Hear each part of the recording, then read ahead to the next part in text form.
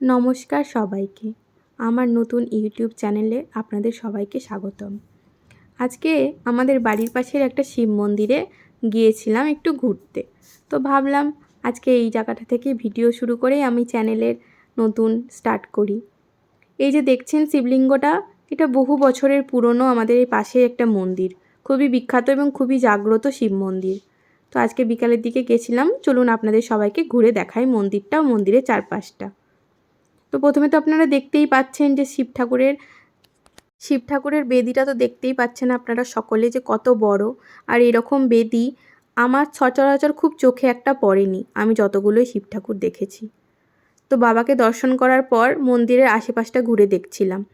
মন্দিরের চারপাশটা, এই যে পিছনের দরজাটা দেখছেন, এটা হচ্ছে মন্দিরের ঠিক পিছনের কারুকার্য করা দরজা।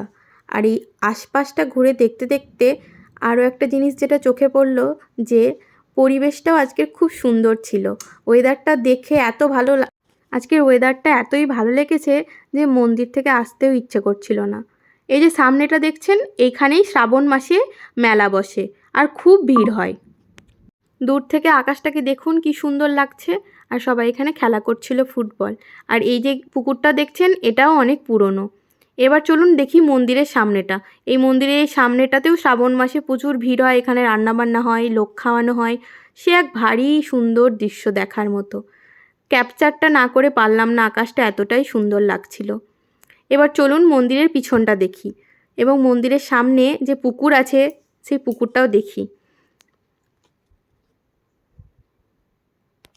এই দিকের আকাশটাও দেখুন কি সুন্দর লাগছে দেখতে। আমি তো শুধু এটাই দেখছিলাম যে কি সুন্দর আজকে লাগছে আকাশটা দেখতে। আর এই যে পুকুরটার কথা বলছিলাম, এটা হচ্ছে সেই পুকুর। কত পদ্মের পাতা ফুটে আছে দেখুন, পদ্মফুলও হয়েছিল। সদ্য জন্মাষ্টমী গেল তো এখান থেকে অনেক পদ্মফুল নিশ্চয়ই পাওয়া গেছে। আর এটা হচ্ছে পুকুরে যাওয়ার গেট। এদিক দিয়ে গিয়ে এই যে পুকুরটা, এই পুকুরের জলে পা ধুয়েই সবাই বাবার মন্দিরে প্রবেশ করে জল ঢালার সময়। শ্রাবণ মাসে খুব ভিড় হয় মন্দিরে, আমরাও জল ঢালতে আসি শ্রাবণ মাসে বাবার মাথায়। আর ওই যে সামনে দেখছেন, ওটা হচ্ছে কালী মন্দির। ওখানে কালী ঠাকুর আছে আর তার পাশে আছে সিন্দুক একটা।